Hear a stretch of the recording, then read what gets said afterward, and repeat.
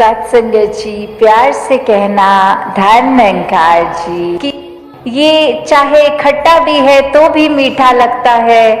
सिर्फ ये कोई एक एक्टिंग रूप नहीं है, ये भक्तों के मन की अवस्था है। तो अगर ऐसे मन की अवस्था हर कोई चाहता है कि हो तो वो संभव है सिर्फ और सिर्फ इस ब्रह्म ज्ञान द्वारा।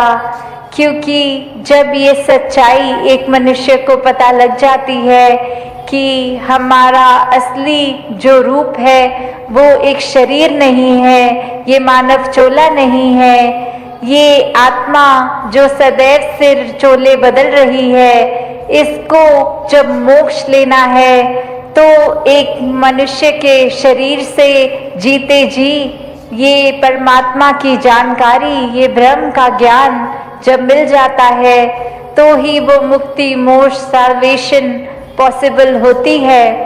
और अपने मन में सिर्फ ये जिज्ञासा लाना ही उस समय कि किस तरह हम कहाँ से आए हैं, कहाँ जाना है और जीते जी किस तरह का जीवन निभाना है। जब ये एक जिज्ञासा लाकर ये ब्रह्म ज्ञान की दात मिल जाती है तो ही जीवन सफल हो जाता है। फिर हर पल एक मन हमारा सिर्फ प्यार ही करता है, किसी से नफरत नहीं करता। ये बात जान लेता है कि जो परमात्मा मेरे शरीर में है वही सामने वाले के भी है। तो फिर किसी से नफरत, निंदा, किसी की पीठ पीछे चुगली नहीं करता, एक बुरे भाव मन में किसी के लिए नहीं आते, हर एक के अच्छे गुण ही ये मन निकालता है। तो ऐसा जीवन जब भक्त जीते हैं तो वाकई ही वो संसार के लिए वरदान बन जाते हैं। और ऐसा ही जीवन हर एक के लिए जीना संभव है। तो क्यों ना अगर हम मनुष्य हैं तो अपने मानवीय गुणों से ही मनुष्य कहलाए, ना कि सिर्फ मनुष्य के आकार का शरीर है इसलिए मनुष्य हों।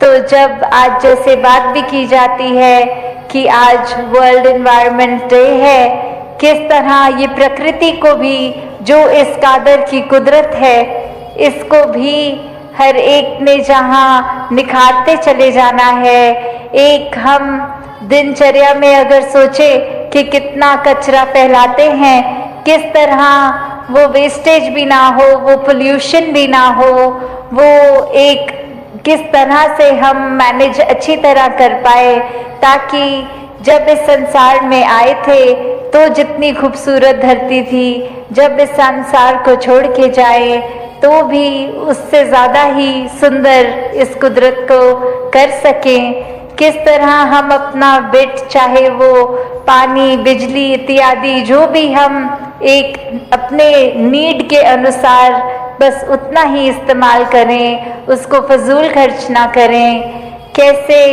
एक बात हमेशा जो आज भी ये जो भी कमियां हैं हमारे अंदर, दूसरों के अंदर, वो दूर होती जाए और ऐसे ही प्यार और सत्कार जग में बढ़ता चला जाए। हाँ जी। गुण गावण नित ऐसे एक दे, ऐसे दा दीदार करन।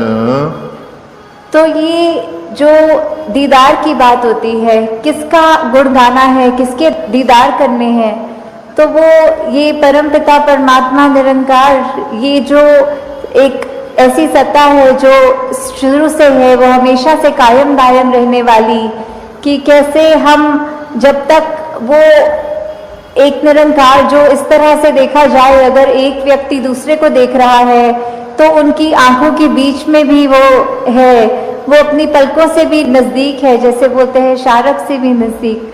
तो इतना करीब होने के बाद जब वो अपनी आंखों से नहीं खुद देखा जाता, वो संतों का संग करने के बाद ही ये दात प्राप्त होती है, जो अपने लिए तो सुखदायी होती भी है और हमारे जीवन में वो ऐसा एक हमारा पल पल बना देती है कि हर पल में सिर्फ ये निरंकार प्रभु परमात्मा का शुक्रिया निकलता है हर समय, और वो भाव कि इसी के ही हमेशा गुणगान करने हैं। फिर बाकी चीज़ें लगता है कि है सबकी इम्पोर्टेंस अपनी है, पर निरंकार से ज्यादा इम्पोर्टेंट कुछ नहीं, इस परमात्मा से ज्यादा जरूरी कुछ नहीं। हाँ जी। ਇਸੇ ਇੱਕ ਦੇ ਨਾਲ ਜੋੜ ਕੇ ਬੇੜਾ ਜਗ ਦਾ ਪਾਰ ਕਰਨ। तो ये बेड़ा जग का इससे क्या मतलब हो रहा है? इससे सिर्फ यही बात कि हम जब जीवन काल की यात्रा अपनी जी रहे हैं तो उसमें हमें क्या एक ऐसा जो बोलते हैं कि एक परमानेंट चीज क्या है, कि जो सबसे मजबूत चीज जिसने वो स्थिर है उसने कभी हमारे उतार चढ़ाव के साथ उतरना चढ़ना नहीं है। जैसे एक तूफान आता है तो हमें बोला जाता है कि कोई ऐसी चीज को पकड़ लो जैसे पेड़ या कुछ जो अपना जमीन के अंदर इतनी मजबूती से जिसकी नींव गड़ी हो, ताकि वो हवा फिर हमें उड़ा नहीं सकती। हमने एक ऐसी स्थिर चीज को पकड़ लिया है जिसके कारण हम भी वो हवाएं हमको उड़ा के नहीं ले जा सकती। तो ऐसे ही जीवन में हम अपने जीवन को तब तक अपना अच्छे से जीवन जी सकेंगे जब तक हम ये निरंकार के साथ अपने मन से ना जुड़े, तब तक वो एक जीवन भी हमारे उतार चढ़ावों के साथ फिर उथल पुथल मचाता है मन में। तो निरंकार का ही आसरा लेना है, निरंकार में ही अपनी श्रद्धा रखकर ये वो बात करनी है कि हमें ये अब जो स्थिर चीज मिल गई है, जो कभी एक सब किसी भी सिचुएशन में अपनी जगह से नहीं हिलती, तो हम फिर वो एक मजबूती का और सहारा लेते चलते जाते हैं और हमारा मन भी और सहारा पक्का करके एक विश्वास और बढ़ाकर फिर हमारे जीवन में ऐसे भी कोई कर्म नहीं हो पाते जो अपने लिए भी नुकसानदायक हों और औरों के लिए भी नुकसानदायक हों। हाँ जी। ਸਵਾਸ ਸਵਾਸ ਇਸ ਇੱਕ ਨੂੰ ਸਿਮਰਨ ਦੂਜਾ ਕਦੇ ਧਿਆਵਣ ਨਾ। तो फिर जब एक ये लगन लग जाती है निरंकार के साथ, ये अपने इसको हम हर पल अपने जहन में, अपने ऐसे कर्मों में, अपने भावों में पल पल वो हमें पता भी नहीं लगता कि जिस तरह सांस लेना होता है उसके लिए कोई खास समय अलग से नहीं निकलता, कुछ भी करते हुए हम वो श्वास लेते हैं, वैसे ही ये निरंकार का एहसास हमारे मुख से उस तरह कभी तो शब्द रूप में भी सिमरन निकलता है और कभी अगर कोई अन्य काम में व्यस्त हो तो भी वो एक लिव जुड़ी जिसको बोलते हैं निरंकार के साथ।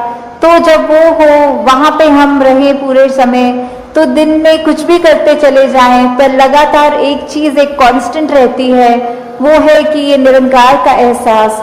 तो जब तक हम वो सिमरन रूप में अपना नाता निरंकार से और गहरा करते जाएं, जितना अधिक से अधिक हो सके मन में भी करें और बोल से भी सिमरन करें, ताकि वही बात कि ये निरंकार ही है जो सही मायने में सब कुछ है और बिना उसके कुछ भी नहीं, और वो खुद भी सब कुछ होते हुए ना उस तरह दिखता है पर फिर भी इतने गुण बिल्कुल निर्गुण होते हुए भी। तो हमें भी ये सब ज्यादा से ज्यादा ऐसे कोशिश करनी है कि हम बिल्कुल वही गुणों को अपने जीवन में उतार पाए, उसी तरह अपने जीवन को चला पाए जिस तरह युगों युगों ने संतों ने चाहा है कि एक कर्म हमारे ऐसे बनते जाएं, एक ऐसा हमारे दिल से दिल का रिश्ता इस निरंकार प्रभु परमात्मा से जुड़े। हाँ जी। कहे अवतार और पूरे गुरसिख एक नु कदी भुलावण ना। तो फिर ये जो एका है ये निरंकार की तरफ इशारा करते हुए कि जो भी पूर्ण गुरसिख होंगे जिनको ये ब्रह्म ज्ञान की दात प्राप्त हो गई और उसके बाद वो अपने अहंकार को तज के ये उस तरह एक सिर्फ इस एक ही के साथ ही जुड़ा हो, चाहे वो किसी भी भाव से हम लेते हों, जो अपनी श्रद्धा से जो भी बुलाना चाहे, तो उसके साथ जब तक जुड़े हैं इसका एहसास करते हुए तो ही सब कुछ है। नहीं तो वो एहसास जिस पल खो दिया समझो वो जीवन काल वहीं थम गया, या फिर वो भी नहीं पता लगता कि कब वो पतन की ओर एक हमारे सोच विचार बन जाते हैं। तो हमें किस तरह ये अपने अंदर और मेहनत करनी है कि बस ये एक जो है इसी के साथ और जुड़ते चले जाएं, इसी के साथ अपना हर पल इस तरह बिताएं कि जैसे एक मछली होती है जब उसको पानी से बाहर निकाल दिया जाता है तो कैसे तड़पती है, वैसे ही जिस पल हमें इस निरंकार का चेता भूले उसी समय ये तड़प अंदर से अपने आप वो लिव वापस जोड़ दे। तो इस तरह कोशिश करके अपने जीवन को हम एक उस तरह ढालें कि किस में हमें, जहाँ ये निरंकार प्रभु परमात्मा जो अंग-संग है, सदा है, कायम है और उसको ना कोई काट सकता है, ना उसको कोई गीला कर सकता है, एक ऐसा परमात्मा जो शुरू से था और अंत तक है और उसका कोई अंत ही नहीं है। तो वैसे ही हमें भी उसके साथ जुड़ते हुए अपने जीवन को भी और सुधारना चाहिए। आपका ये निरंकार की गिनिया दे देता है और ये कहता है कि इतने वर्ष मैंने काम काज किया, और बात मन में यही आती रही कि आपके सामने आशीर्वाद लेंगे जब 1000 गिनियाँ पूरी हो जाएंगी, और आज ये बोरी भर के आपके पास ये समर्पित करने के लिए आए हैं और आप इसको कबूल कीजिए। वही वो गुरु वो लेकर सामान अपने शिष्य से कहता है कि ठीक है, तुमने ये दी, मैंने स्वीकार करी, और अब ये जो सामने नदी बह रही है, सारी की सारी ये गिनियाँ उस पानी में बहा दो। और अब वो शिष्य के मन में सवाल कि क्या ये एक क्या ही बात हुई, इतनी मेहनत जो करी कि गुरु को देंगे, और अब वो दे भी दिया, तो उसके बाद वो इसको अपने पास नहीं रख रहे हैं, वो इसको नदी में बहाने को कह रहे हैं। तो वही वो सवाल कि क्या फिर वो समर्पण था कि अगर एक क्या होगा अब उस वस्तु का, जिस तरह हम देना चाह रहे थे वो उस तरह अपनाई नहीं गई, उसको साथ तो कुछ और ही करने को कह दिया। तो वही ये ख्याल जहाँ उस शिष्य को आया, और फिर वो अपने मन पे किसी तरह काबू करके, क्योंकि अब गुरु ने कहा था तो वो फॉलो करने के लिए किसी भी सोच विचार के साथ चला तो गया नदी किनारे कि ठीक है, अब कहा है तो ऐसा ही करना होगा। और वहीं काफ़ी देर हो गई और अब गुरु भी इंतज़ार कर रहा है कि ये इतनी देर से लौट के नहीं आया, इतनी देर क्यों लग रही है वो उसको वो सिक्के नदी में बहाने के लिए। तो फिर वो गुरु ही खुद उस नदी किनारे जाते हैं और क्या देखते हैं कि वो शिष्य एक एक करके सिक्के को फेंक रहा है, जिसकी वजह से वो बहुत ही देर लग रही है। वो एक बात फिर गुरु समझाते हैं कि ये समर्पण करना है तो इतनी देर क्यों लग रही है, समर्पण तो एक साथ ही किया जा सकता है, पूरी की बोरी को एक साथ ही नदी में बहाया जा सकता था, तो एक एक करके क्यों, इतनी देर लगा के क्यों। तो ये कहानी में तो ये मन की अवस्था ही है कि हम किस तरह एक अपने मन को इस तरह मान लेते हैं कि कोई अटैचमेंट हो गई, कोई और कारण से अगर ये लगा कि कुछ वस्तुएं इकट्ठी हो गई हैं, कोई उपाधियां मिल गई हैं, या कहीं अपने मोहल्ले में अपने दायरे में बहुत नाम कमा लिया है, एक हमारा कुछ औहदा कुछ रिस्पेक्ट बन गई है, एक तरह के हम सेलिब्रिटी बन गए हैं, कुछ 2-4 लोग हमें जान गए हैं, तो ये एक इम्पॉर्टेंट होने का अहंकार या कोई और तरह का अहंकार ये मन में घर कर लेता है। तो ये सारी चीज़ें सिर्फ इस्तेमाल के लिए और सदुपयोग के ही काम आए। दातार हर एक पे कृपा करे कि सुकून जीवन में सबके भरा रहे, सेवा भाव, एक समर्पित मन, इस तरह ये एक अंदर से स्पिरिचुअलिटी की भी बात की जाती है। ये चाहे फिर ये मानवता का संदेश उस रूप में एक गुणों को अपनाने वाली बात, तो चाहे बेशक छोटी उम्र से ये पढ़ाई सिखाई जाए, पर ये जीवन में हम हमेशा इसको कोई ऊपरी पढ़ाई की तरह ना लें, कोई सिखाई गई चीज़ की तरह ना लें, क्योंकि जिस समय ये परमात्मा, ये निराकार ब्रह्म ज्ञान से जीवन में उतर गया, वहीं एक हमारे अंदर से भाव बेहतर मनुष्य बनने की, और इसकी कोई उम्र भी नहीं। स्कूल तो फिर भी 12वीं कक्षा तक हो सकता है, पर ये जीवन कैसे एक हर समय की शिक्षा है, कण कण से शिक्षा लेना है हर एक को, कि कैसे एक ये भाव भी, अक्सर जो बात अहंकार की आती है वहाँ ये बात भी होती है कि जब किसी ने मान लिया कि सब कुछ तो हमें आता है, मैं हर चीज़ बखूबी करता हूँ, तो कोई भी चीज़, नई चीज़ या कोई पुरानी चीज़ को ठीक तरीके से सीखने की ये इच्छा कि इसको सीखा जाए, ये अहंकार की वजह से संभव नहीं हो पाता। तो कैसे अपने जीवन में जहाँ हर कोई ताउम्र छात्र रूप भी बना रहे, एक वो सीखना तो है, पर क्या सीखना है उस पे गौर करें, क्योंकि पूरा दिन अगर हम देखें तो ये आँखें भी, ये कान भी, ये ज़बान भी, ये बुद्धि से भी हर तरह के ये जो हमें इनपुट्स मिल रहे हैं, तो क्या हर एक चीज़ सीख लेना समझदारी है? एक भलाई उसमें है क्या? नहीं। एक फिल्टर की जो बात होती है कि क्या चीज़ देखकर भी अनदेखी करनी है, क्या चीज़ों को अपनाना है, किसको छोड़ना है, वो चेतनता की बात है। और ये चेतनता ब्रह्म ज्ञान से जहाँ एक आत्महत्या के जीवन में, एक ये स्पिरिचुअल लाइफ में, तो हर समय ये बहुत ही अच्छा माध्यम, ये टूल।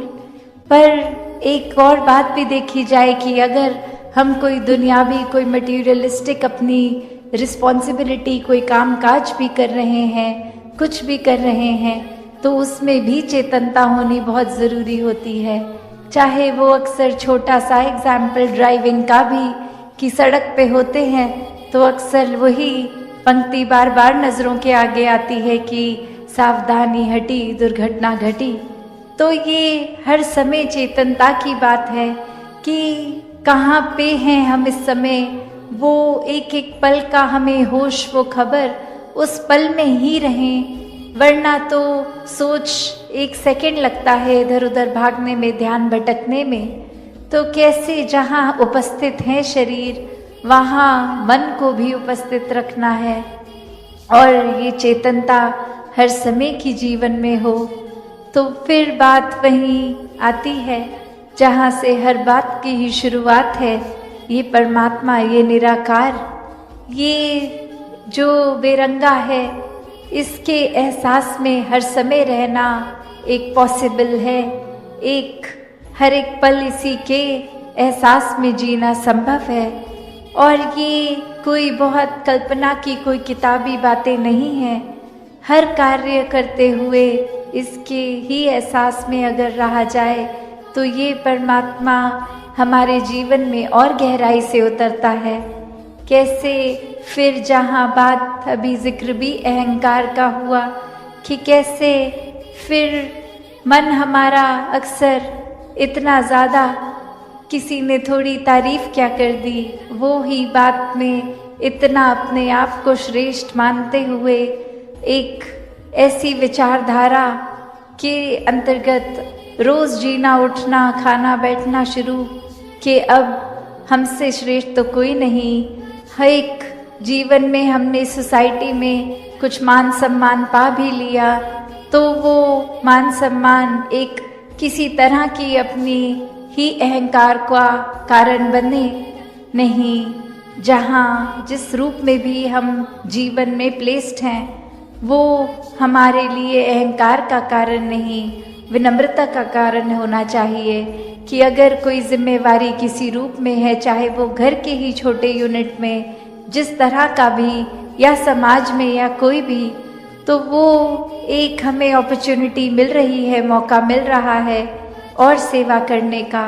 अंदर से अपने पात्र को और खाली करने का, क्योंकि फिर वही बात जहाँ एक फाइन लाइन होती है, एक बहुत ही संकीर्ण सी एक रेखा, जो एक हमारे मनोबल की बात और एक अहंकार की बात, कि कैसे एक हम अपनी सेल्फ रिस्पेक्ट और ईगो के बीच में जो एक लाइन है, कि अक्सर हम ये बात तो हर किसी को सिखाया जाता है कि एक दूसरे का मनोबल बढ़ाओ, वो मोटिवेशन बढ़ाओ, पर कहाँ वो मोटिवेशन को अब हमारे ही मन में हमने उस तरह लेना है कि वो एक जिस काम के लिए है वो अपना काम उस तरह करे, वो अहंकार की तरफ ना जाए।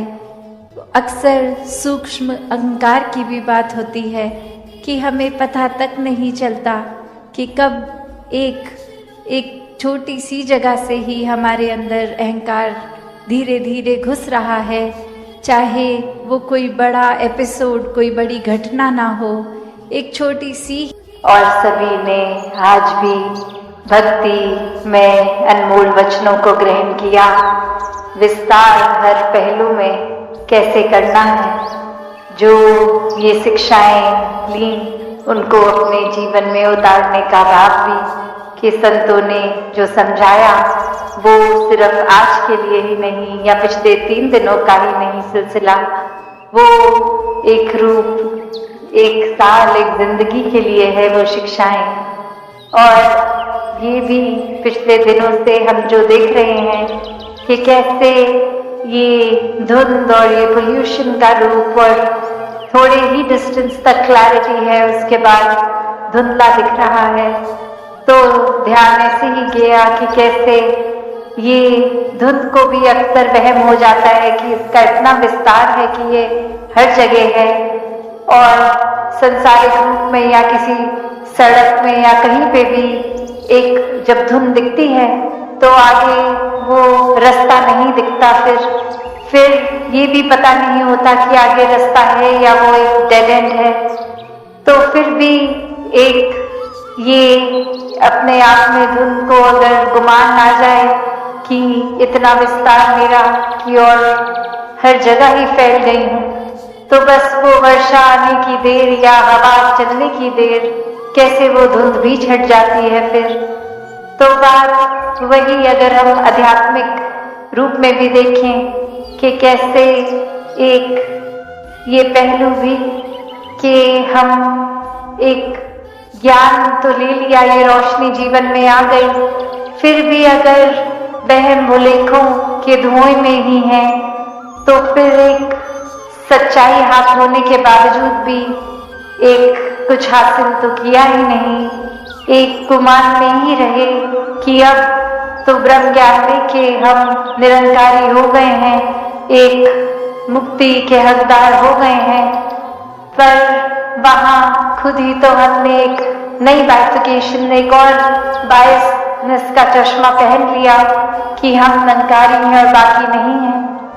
तो ये भी एक जो फाइन लाइन हम खुद ही एक भेदभाव के बना देते हैं, एक जहाँ पहले तो भेदभाव सिर्फ इंसान शायद जाति पाति के आधार पे बनाता था, पर आजकल तो कितनी और एक अच्छे स्कूल, एक सरकारी स्कूल, एक प्राइवेट स्कूल या फिर एक ग्रामर स्कूल, एक ऐसे अपग्रेडेड लाइफस्टाइल के ऊपर भी भेदभाव होने लग गया है कि हमारा जो पता है ये तो शहर का सबसे पॉश एरिया है, या कोई भी और एक नए नए तरीके कि कौन सी फोन में ऐप है, कौन सा फोन है, उस हिसाब से हम ज्यादा श्रेष्ठ और अलग और अच्छे हो गए हैं दूसरों से।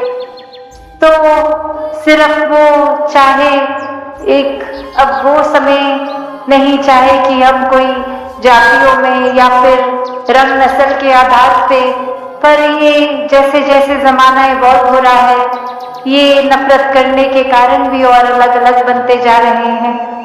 तो बात वही कि ये ब्रह्म ज्ञान लेकर भी अगर हम छोटी छोटी संकीर्णताओं में ही रह गए, तो फिर ये रोशनी होने के बावजूद भी अगर धुंध है तो नजर कुछ नहीं आना।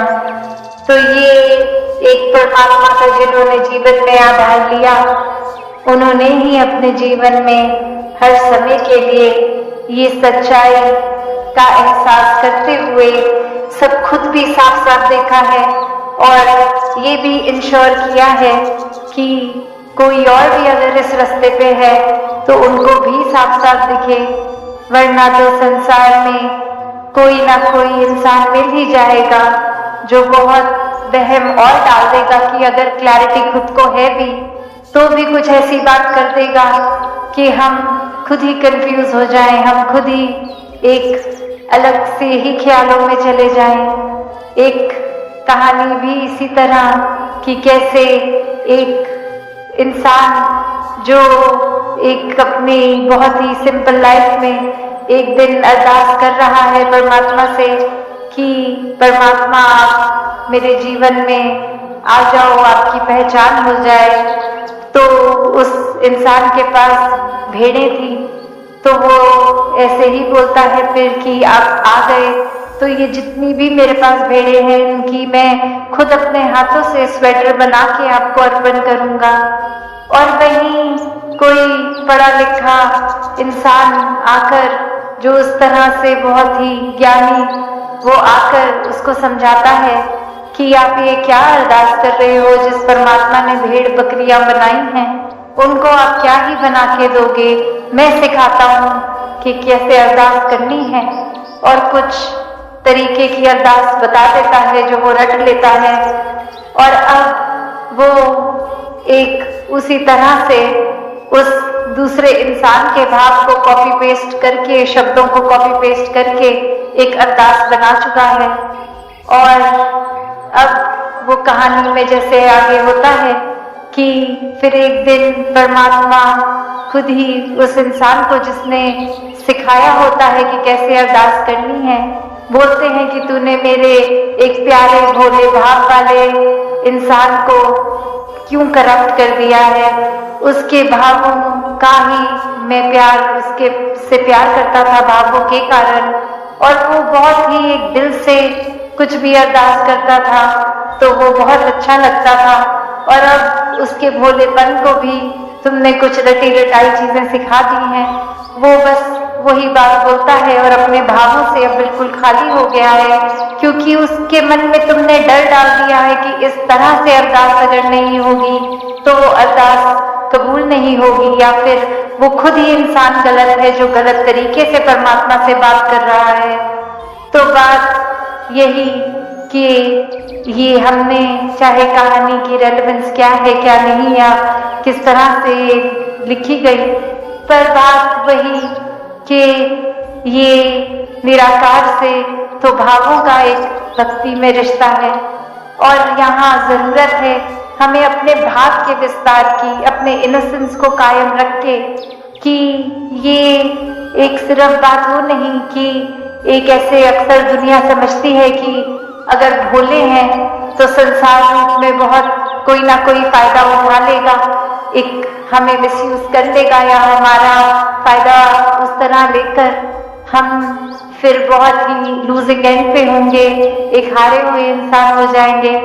पर जहाँ भोलेपन की बात होती है भक्ति में, वहाँ चेतनता की भी होती है कि यहाँ एक किस तरह एक ही भक्त है जो बहुत भोला भी है और पूरी तरह से चेतन है।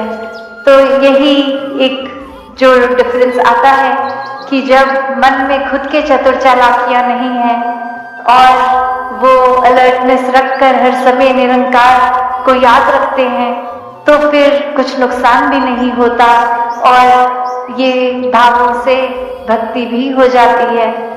तो जीवन में जहाँ ये विस्तार की तो परिभाषा पिछले 3 दिनों से हम कहाँ कौन से पहलू में कर सकते हैं, किसी संत ने प्यार के ऊपर जिक्र किया, विनम्रता के, करुणा के, किसी ने बोला कि नेगेटिविटी से मुक्ति लेना भी एक तरह का विस्तार है, किसी ने औषधि विस्तार की बात करी और किसी ने बोला अपने अंदर इंटरनल विस्तार कैसे करना है। तो ये और भी जितने पहलू जोड़ दिए जाएं, ये विस्तार को करना ही असीम की तरफ है और ये परमात्मा असीम है, इसका कोई अंत नहीं है। तो जब जो भी चीज उसके साथ जोड़ेंगे वो अपने आप में ही असीम हो जाएगी।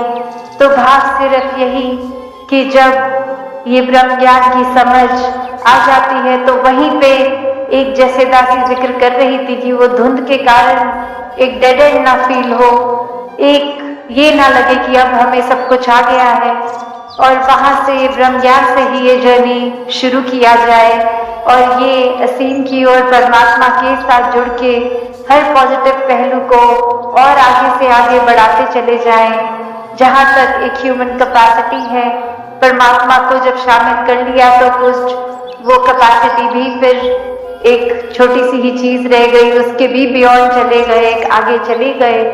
तो ऐसा विस्तार हर पहलू में पॉजिटिविटी लेकर हर कोई करता चला जाए तो समय तो अपनी सीमा से एक आगे बढ़ ही रहा है। तो बस यही भाव थे कि सभी अपने शहरों से या उससे पहले भी एडवांस सेवा में भी आए, अभी वाइंड अप सेवा तक भी रुकेंगे। और कैसे चाहे ओस इतनी पड़ी, ठंड इतनी पड़ी, टेंट जैसे भी थे उसमें सर्दी भी लगी होगी हवा से और वो गीलापन भी, साथ में सबके बुजुर्ग और बच्चे और किसी की कैसी हेल्थ कंडीशन, ये एक इस समय पोल्यूशन लेवल भी ऐसा कि शायद सांस भी ठीक से नहीं आ रही, तो भी किसी के भाव में कमी नहीं आई कि ये भक्ति करने, ये संतों के वचन सुनने, यहाँ समागम करने अपने दूर दूर शहरों से भी आप पहुंचे हैं। एक यही भाव रख के कि और संगत के साथ मिलकर जब ये समागम होगा तो हमारे जीवन में भक्ति का विस्तार होगा। तो ऐसे ही भाव महान है। और ये भी देखा गया कि चाहे नमस्कार की लाइनों में अपने टेंट से जब सब आते हैं तो चाहे 3 दिन लग गए, किसी किसी को तो मौका भी नहीं लग पाया, या कोई लाइन में लग के भी कुछ 4 घंटे फिर भी एक अपने टेंट की ओर ही जाना पड़ा क्योंकि अंदर जब तक आए संगत खत्म हो चुकी थी। तो फिर यही बात ऐसा सोच के दासी जब घर पे एक पारिवारिक रूप में जिक्र कर रही थी राजपिता जी के साथ कि ये लाइनें, ये कतारें तो शायद अगले साल अगर सोचते भी हैं बढ़ाने की तो भी ये अगर बढ़ जाए, एक और ऐड हो जाए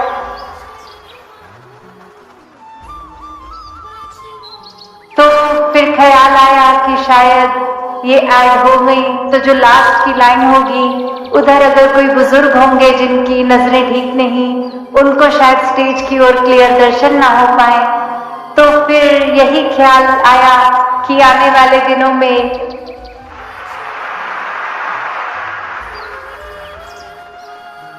आने वाले समागमों में जल्द ही जैसे सबब बनता है तो समागम का एक दिन और बढ़ा दिया जाए।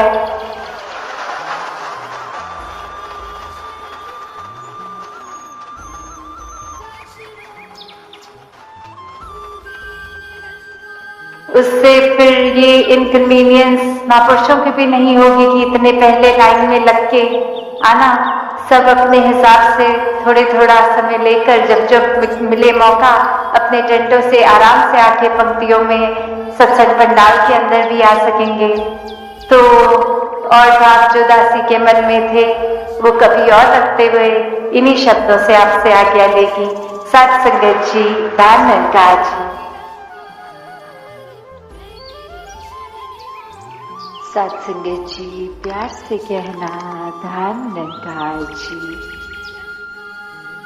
भक्ति के ऊपर आज जितने भी महात्माओं ने अपने वचनों को रखा और ये शब्द तो सुनने में कि भक्ति ही एक शब्द ही, पर ये भाव, ये अवस्था उतनी ही गहरी। ये भक्ति पर्व, एक पर्व जो हम फेस्टिवल को कहते हैं, एक उत्सव की तरह, तो ये ब्रह्म ज्ञान, ये दातार, ये निराकार, ये परमात्मा जिनों के एक जीवन में आया है, जिन जिन के उनका जीवन वाक्य ही पर्व बन गया है।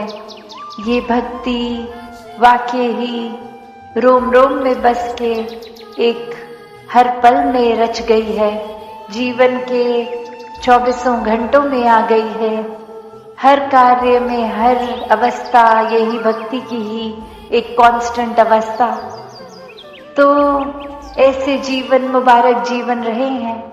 वरना तो जैसे आज सत्संग में भी सुना कि बोलने के लिए तो ये महापुरुष शब्द की ब्रह्म ज्ञानी है, तो ये एक नाम तो आ गया, पर जीवन में वाकई ही ब्रह्म ज्ञान याद रहे, वहीं से भक्ति की शुरुआत है। कि सिर्फ ये कोई फॉर्मेलिटी की तरह नहीं, ये कोई सिर्फ अनसुनी कन्या की ज्ञान कक्ष में तो गए, सुना भी ब्रह्म ज्ञान, पर बाहर आके कोई उस पे जीवन को आधार उसके ऊपर बेस नहीं किया कुछ।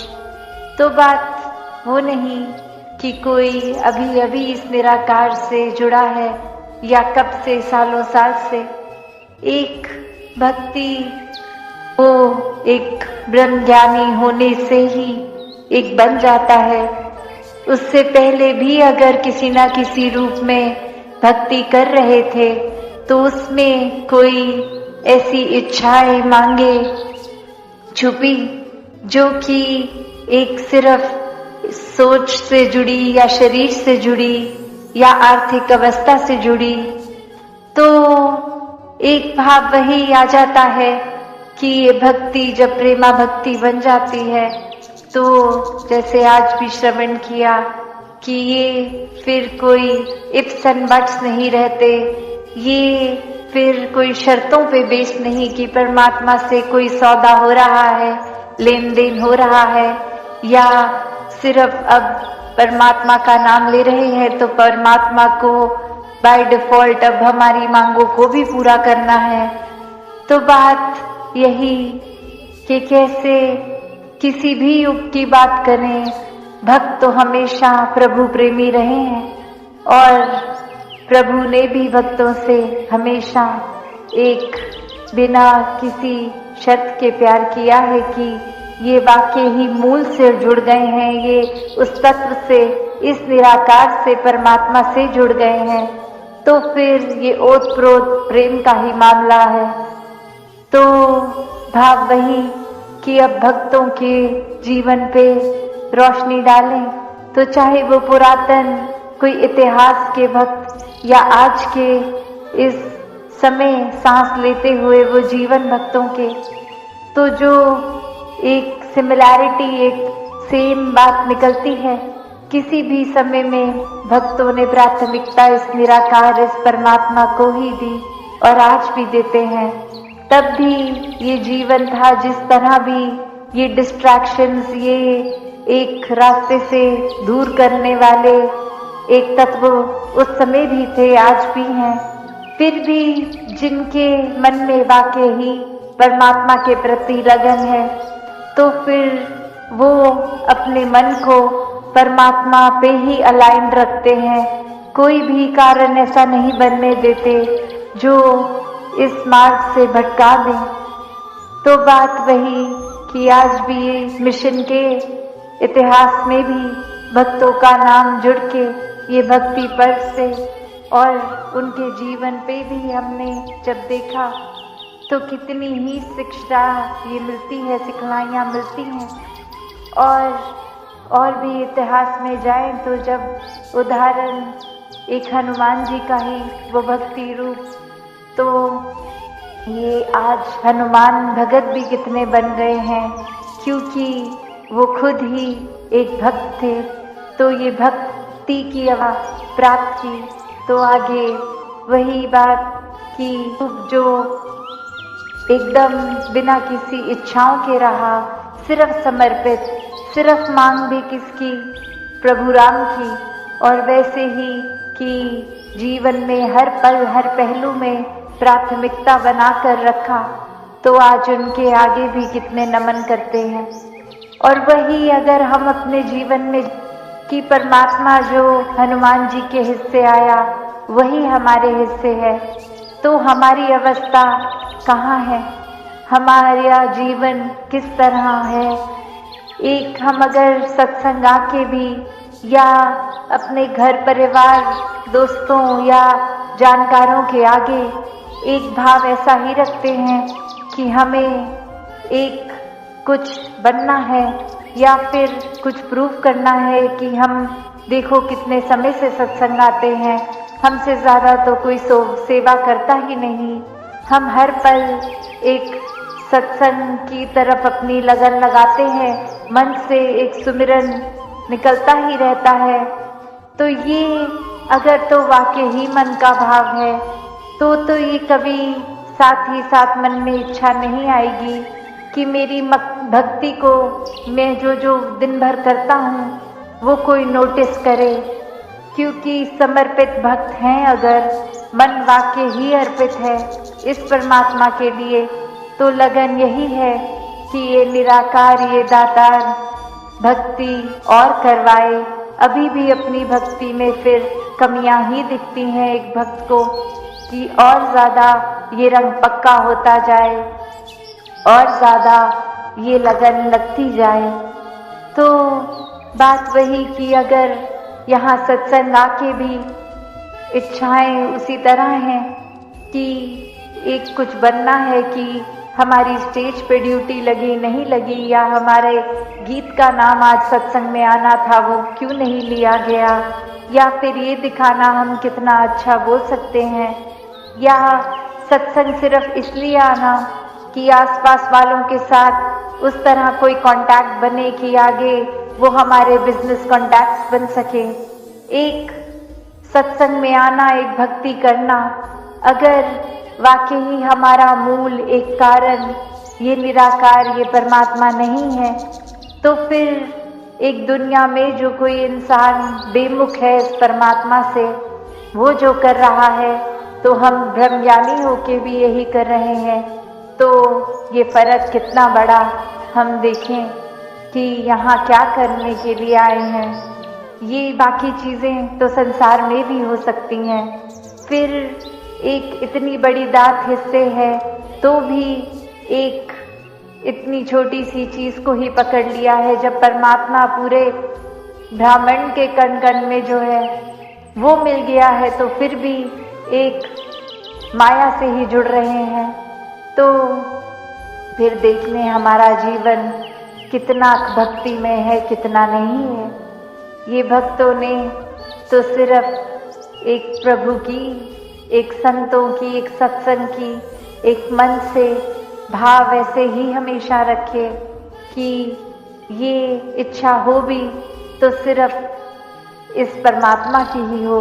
बाकी इच्छाएं तो एक ज़रूरत के अनुसार कि चलो शरीर है तो भूख भी लगेगी, भोजन भी खाना है, एक रात को आराम करना है तो कोई छत के नीचे एक कंट्रोल्ड टेम्परेचर में मिल जाए।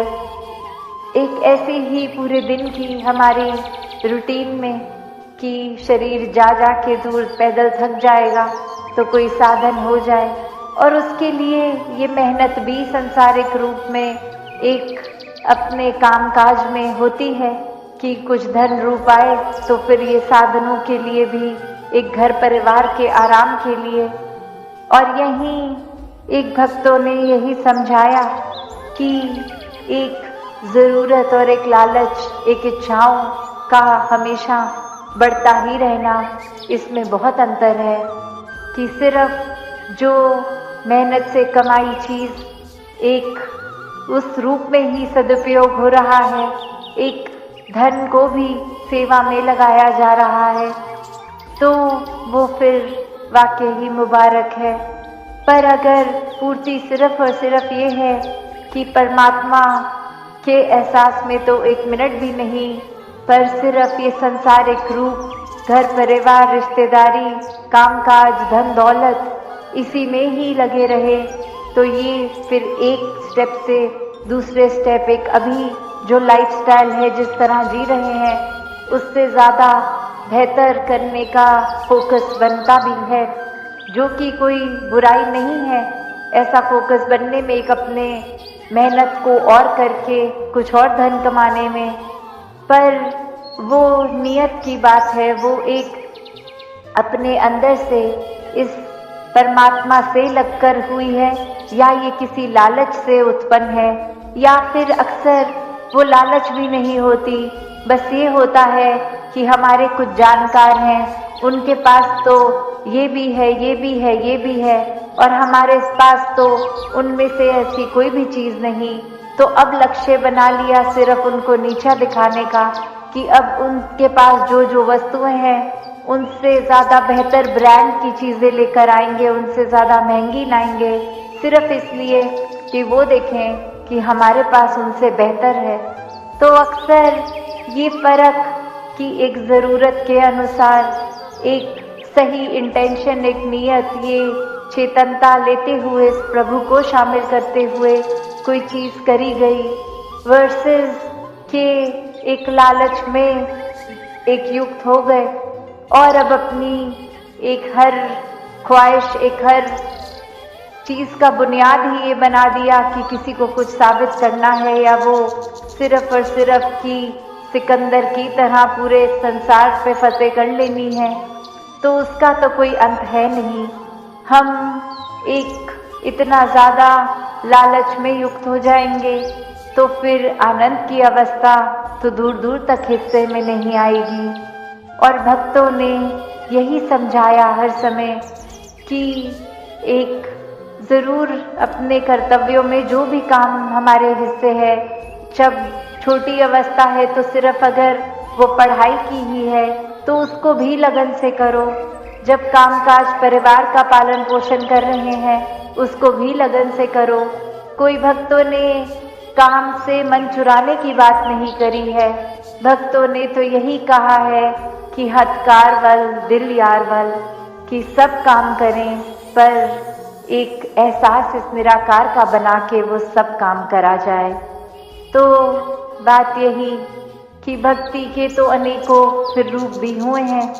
जब इस परमात्मा से प्यार हो गया है तो फिर कोई गा के, कोई चुप रहकर, कोई एक सेवा का रूप, या कोई भी एक मन की अवस्था, उससे अक्सर एक हमारी एक किसी का जीवन अगर हम नज़दीक से देख रहे हैं तो वो भी भाव आ जाते हैं कि ये महापुरुष तो पहले सत्संग से नहीं जुड़े थे तो उनके कारोबार में इतनी बरकत नहीं थी, अब वो सत्संग भी आते हैं और उनका कारोबार भी बढ़ गया। अगर हम ऐसा कुछ देखते हैं तो फिर बात वही लगती है कि ये एक मन की अवस्था, एक भक्ति की अवस्था का इजाफा होता है, ये बढ़ता है, ये गहरा होता है। तो किस चीज़ से हमें जुड़ना है, किससे नहीं, और किस नियत से जो करना है वो ही वाकई ही भक्ति है।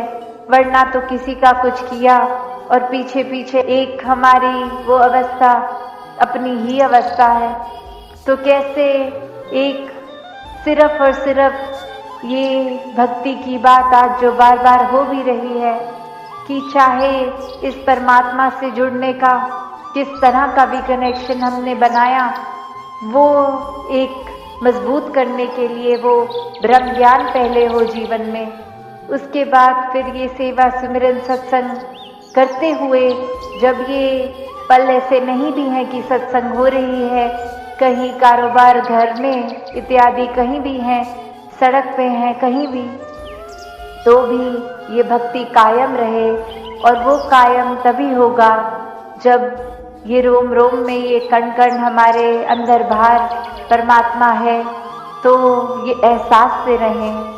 जैसा कहा भी अक्सर जाता है कि ये हमेशा भक्ति को जब भी बोला जाता है वो भय के लिए कहते हैं, पर अगर हम सोचें तो ये परमात्मा से जब प्यार कायम हो गया तो भय की तो कोई गुंजाइश ही नहीं है। ये डर के भक्ति नहीं करनी कि कुछ ऐसा नाम ना लिया आज परमात्मा का, आज किसी कारणवश चरणामृत पीना रह गया तो फिर कुछ बुरा हो जाएगा।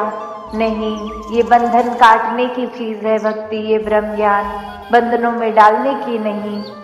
तो बात रही कि जहाँ जो भय का जिक्र है वो ये कि जब हम इस परमात्मा से प्यार कर ही चुके हैं, तो एक सेल्फ रिस्पॉन्सिबिलिटी लगती है, वो एक रियलाइजेशन लगती है कि अब हम इतने प्यार में हैं, ये एक रिश्ता बन गया है प्यार का, तो अब वो खुद के अंदर हमें उस भय में रहना है कि परमात्मा से नहीं भय करना, पर उस रास्ते रहना है कि कुछ ऐसा हम ना करें जो अब इस रिश्ते पे दाग लगे। तो बात वही जो संतों ने हमेशा से समझाया कि एक इतना ज़्यादा प्यार का रिश्ता इस परमात्मा से बना लें तो फिर कुछ सोचना, कुछ भी एक हिसाब किताब की ज़रूरत पड़ती ही नहीं है। फिर तो एक जैसे ये परमात्मा भी भाव का ही भूखा और भक्त इसके प्यार में, इस भक्ति से युक्त रहें तो बात फिर बनती है। एक चतुर चालाकियों का भक्ति में कोई काम नहीं। अक्सर हम सोचते हैं कि हम चतुर चालाक नहीं, फिर भी अगर छोटी छोटी चीज़ों को ही देख लें कि अगर कतार लंबी है नमस्कारी की, लंगर की, तो कोई ना कोई तरीका ढूंढते हैं हम लाइन को कैसे कट थ्रू करें, हम आगे कैसे पहुँचे। हम एक इसमें भी चतुर चालाकियाँ डालते हैं और नाम भक्ति का देते हैं कि लाइन में जाना है। एक अगर जेन्युइन कारण है, कोई बुजुर्ग है नहीं चल पा रहे, कोई और ऐसी शारीरिक मसला है, तो समझ आता है कि फिर उनको इतनी पीड़ा क्यों दे, इतनी लाइन में दूर से क्यों चलें। उनको ज़रूर अवश्य एक लाइन छोटी करा के नज़दीक, ताकि कम चलना पड़े। वो तो एक विवेक है, ये चेतनता है। पर ये जो हमारा मन अंदर से चतुर चालाकियाँ करता है, कोशिश करता है कि आए तो हम लेट, पर सबसे पहले नमस्कार करके आगे ही बैठ जाएं किसी तरह, तो फिर ऐसे ये सत्संग में भी हम क्या ही कर रहे हैं। तो बात वही कि भक्ति पर, और ये एक दिन तक ना रहे, भक्ति हर पल ही इस तरह से एक पवित्र भाव से बनी रहे, ये प्यार से बनी रहे। ये कोई चीज़ ऐसे छल कपट से नहीं, कोई और रिश्ता नहीं। भक्ति सिर्फ प्रेम है, भक्ति सिर्फ विश्वास है, भक्ति से ही आनंद आता है। तो अगर ये चाहिए जीवन में, तो अपने जीवन का मार्ग हम खुद सोच सकते हैं कि किस रास्ते जाना है, क्या क्या करना है। तो दातार हर एक पे ये जहाँ सोजी भी बख्शे कि इस निराकार को अपने जीवन में इस तरह शामिल कर लें कि एक अलग से कोई किसी को याद घर में ना कराना पड़े कि बच्चे आज सिमरन किया कि नहीं, वो तो हर समय ही निकलता रहे। एक इस तरह का जुड़ाव वही भक्ति है। और आज जैसे ये जिक्र भी हो रहा है माता सविंदर जी का कि कैसे वो पहले पूज्य माता जी रूप या फिर सदगुरु के रूप में बाद में वो एक कितना प्रेरणा से भरा जीवन, कितना वो भक्ति से युक्त जीवन। और ऐसे ही एक सिर्फ वो नहीं कि किसने कोई नज़दीक से उनका जीवन देखा हो या दूर से, एक जो एहसास, एक हम वो देखें कि कैसे हर पल उन्होंने संगत को प्राथमिकता दी। एक खुद उस रूप में तो चाहे पत्नी रूप भी सदगुरु का और खुद सदगुरु फिर, पर कभी भी मन में भाव वैसे नहीं आने दिए। तब भी यही कहते थे कि मैं सदगुरु बाबा हरदेव सिंह जी की अनुयायी हूँ। कभी भी अपनी पहचान इस तरह नहीं बताते थे कि पारिवारिक रूप क्या है।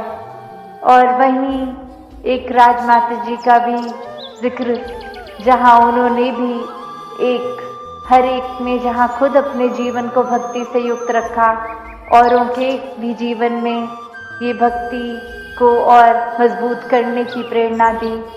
तो ऐसे जीवन और कितने ही आज और परिवारों के नाम लिए ना लिए, हर कोई जो ब्रह्मज्ञानी है वही भक्त भी है। और वहीं वो बात आ जाती है कि निराकार की रज़ा में रहना है। कुछ अपने सोच से सोचकर कि ये कुछ हासिल करने के लिए सत वचन अभी बोल देते हैं, बाद में करें ना करें हमारी इच्छा। वो संत बाद में थोड़ी हमसे क्रॉस चेक करने आएंगे कि ऐसा कहा था तो वो किया कि नहीं किया।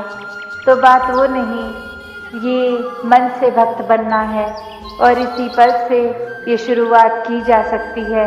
भक्ति जीवन में है तो मुबारक है, पर और कुछ के साथ अगर भक्ति में हम डाल रहे हैं, जैसे अगर दूध में नींबू डालते हैं तो दूध तो फटना है, तो अगर भक्ति में हम और अपनी किसी नियत से कुछ और कर रहे हैं तो वो भक्ति बची ही नहीं, वो तो फिर दूध का रूप बचता ही नहीं है। तो इस जीवन में इस निराकार ने सब कुछ अपनी प्रेजेंस रखकर साफ कर दिया है। अब ये चेतनता भी हम में है, तो फिर भी हमने गलत करते जाना है। एक अपनी बुद्धि जो एक संत अवस्था है, भक्ति की अवस्था है, उससे दूर रखनी है, तो फिर वो हमारे ऊपर है। फिर कभी ये ना कहें कि किसी ने चेतन नहीं किया, क्योंकि भक्त तो 24 घंटे चेतन ही करते हैं। फिर भी एक कभी फिर परमात्मा को कोई ये आरोपी ना बना दे कि ऐसा जीवन में करने हो गया, आपने किया है। ये हम अपने ऊपर लाएंगे अगर खुद ही इस मार्ग से भटकेंगे। भक्ति में एक इस भक्ति को प्योर है जो इतनी इसको दूषित करेंगे तो वो हमारा ही किया हुआ होगा। तो इतनी चेतनता आप सभी में है, सभी ब्रह्मज्ञानी हैं कि कैसे भक्ति को भक्ति की तरह ही किया जाए और ये दिखावों से दूर ये मन से ही भक्ति की जाए और ये लगन रखी भी जाए तो बस इस निराकार के प्रति इस लगन से ही हर दिन जब सुबह उठें और रात तक सोने तक वो जो दिन है तो उसमें यही भाव चलते रहें कि हम वाकई ही इस परमात्मा की बनाई रचना की भी सेवा करें। ये भाव हर एक के लिए प्यार का हो। फिर कोई दिमाग में ये शॉर्ट लिस्ट ना किया जाए कि ये इंसान मेरे काम का है, इसके साथ तो अच्छा रहेंगे, ये ठीक नहीं लगता, इसको तो बस हम कुछ कहेगा भी तो ऐसे एक्ट कर देंगे कि बात ही नहीं सुनी, या सुनी तो कुछ अपने मन का मतलब निकाल लेंगे। तो बात वो नहीं, परमात्मा से प्यार है तो परमात्मा की बनाई हर चीज़ से प्यार है। परमात्मा पूर्ण है तो ये सारे सिनेरियोज, ये सारी सिचुएशन जो भी जीवन में है सब कंप्लीट है, सब पूर्ण है, सब हमारे लिए बेस्ट है। इन्हीं भावों से युक्त होके भक्त चलते हैं और फिर वो रूप चाहे मीराबाई की तरह गा के नाच के या फिर कोई बुद्धा जी की तरह एक नॉन जिसे बोलते हैं कि थोड़ा सीरियस मोड ले लिया, उस तरह हो गए, गंभीर हो गए, तो वो एक भक्ति की तार अपनी अलग है। हर संत यही समझाते हैं कि अपनी सोसाइटी समाज पे बोझ नहीं बनना है। इस घर परिवार रूप, एक संसार रूप, समाज रूप सभी में सेवा करते हुए ये गृहस्थ वाली भक्ति करनी है। तो ऐसे ही भक्ति हर किसी के हिस्से आए, हर कोई निराकार से जुड़ के सेवा, सुमिरन और सत्संग के अपने पहलू को और मजबूत करता जाए। साथ संगत जी, धन निरंकार जी। सत्संग जी, प्रेम से कहना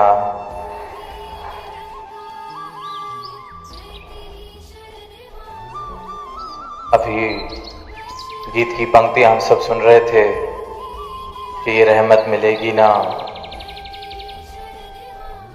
जग में कहीं पे, लिए जाओ संतों गुरु की आशीषें। सत्संगत, दुनिया में कहीं अगर बात की जाती है परमात्मा की, गुरु की आशीषों की, तो अधिकतर देखा गया है कि दुनिया इन आशीर्वादों का या गुरु के या परमात्मा के ध्यान का, आशीर्वाद का एक ही मतलब बनाती है कि इस संसार में जो मैं चल रहा हूं, मेरे इस भौतिकता भरे जीवन में अगर कोई रुकावटें बनी हुई हैं तो वो रुकावटें हट जाएं, खुल जाएं। इसलिए दुनिया जा रही है, धरा धरा पर जा रही है, एक गुरु के बाद दूसरे गुरु पर जा रही है, एक परमात्मा का नाम जपने के बाद दूसरे परमात्मा का नाम जप रही है, एक तौर तरीके से पूजा अर्चना करने के बाद किसी और तौर तरीके को अपना रही है। शायद पिछली बार माला फेरने में कोई कमी रह गई होगी जो मेरा काम नहीं हुआ, अगली बार थोड़े और ध्यान से, अगली बार किसी और विधि के साथ। तो इंसान ने क्योंकि माया में इतना विचर रहा है, भौतिकता से सराबोर उसका जीवन इस प्रकार है कि परमात्मा को, किसी भी प्रकार के गुरु की कहीं आवाज सुनता है, उसको सिर्फ एक साधन समझ लिया है अपनी दौड़ भाग भरी जिंदगी में रुकावटें हटाने का। आज अगर साइकिल है मेरे पास तो परमात्मा के आगे सर झुकाया जा रहा है कि कल मोटर बाइक हो जाए। मोटर बाइक है तो अनेक स्थानों पर जा जाकर सजदे किए जा रहे हैं कि गाड़ी हो जाए, फिर गाड़ी है तो और बड़ी गाड़ी हो जाए, फिर घर है तो घर बड़ा हो जाए, नौकरी नहीं है तो नौकरी मिल जाए, नौकरी मिल गई तो अब कोई जीवन साथी मिल जाए। दुनिया चल रही है, ये आवाज भी दे रही है, लिए जाओ गुरु की आशीषें, रहमत मिलेगी नहीं कहीं पे। और फिर इंसान अगर ऐसे स्थान बदल बदल कर अपनी मांगे पूरी करने के लिए 10 जगह, 20 जगह, 50 जगह जाता है, पर जहां वो सजदा करने के बाद, किसी विधि को अपनाने के बाद कोई उसकी मन की मुराद पूरी हो जाती है तो उसको लगता है कि यही कारण है, ये अच्छा दर मिला है, ये सच्चा दर मिला है, मेरी बात पूरी हुई, मेरी मांग पूरी हुई, ये ठीक विधि मिली है। नौकरी लग गई, जीवन साथी मिल गया, संतान की दात मिल गई, अनेक अनेक ख्वाहिशें, अनेक अनेक चाहतें, अनेक अनेक मांगे लेकर इंसान इसी प्रकार से चल रहा है। और जहां भी ये शब्द सुने जाते हैं, गुरु या परमात्मा या पूजा या अर्चना या कर्म कांड, ये जितनी भी हम तथाकथित आध्यात्मिक बातें सुनते हैं, सिर्फ इसलिए कि कोई ऐसी मुराद, कोई ऐसी चाहत या तो पूरी हो जाए या कोई रुकावट जीवन से हट जाए। पर अभी जो ये संत ये पंक्तियां गा रहे थे, ये रहमत मिलेगी ना जग में कहीं पे, लिए जाओ गुरु की आशीषें, यहां जिन आशीषों की बात की जा रही है वो सदगुरु के आशीर्वाद, सदगुरु की आशीष की बात की जा रही है। क्योंकि वो कोई इस रूप से चमत्कारी विधियां या चमत्कारी मूल मंत्र नहीं हाथ में दे रहे कि अच्छा नौकरी चाहिए, ये कर लिया जाए तो नौकरी मिल जाएगी, ये कर लिया जाए तो फलाना काम हो जाएगा। सदगुरु तो सिर्फ ब्रह्म का ज्ञान दे रहे हैं, इसलिए कह रहे हैं ये संत के ये रहमत कहीं नहीं और मिल रही, किसी भ्रम में नहीं डाला जा रहा, कोई प्रलोभन नहीं दिया जा रहा, कोई झूठे वादे नहीं किए जा रहे, सिर्फ ये सत्य का आदिकाल से सनातन सत्य जो है उसका ज्ञान, उसकी पहचान सदगुरु कराते हैं। इसलिए संत कहते हैं कि ये आशीषें ले ली जाएं। और गुरु की आशीषें, अक्सर एक और भ्रम है कि किसी से हाथ रखवा लेंगे सर पे, कोई हमारे सर पे कोई कपड़ा पहना देगा, कोई धागा पहना देगा, उन आशीषों की बात की जा रही है। सदगुरु के आशीष सदगुरु का ब्रह्म ज्ञान है, सदगुरु के वचन है, सदगुरु के उपदेश हैं। और जिसने भी इन उपदेशों को अपनाया है वो कह रहे हैं कि लिए जाओ आशीषें, ये वचन है।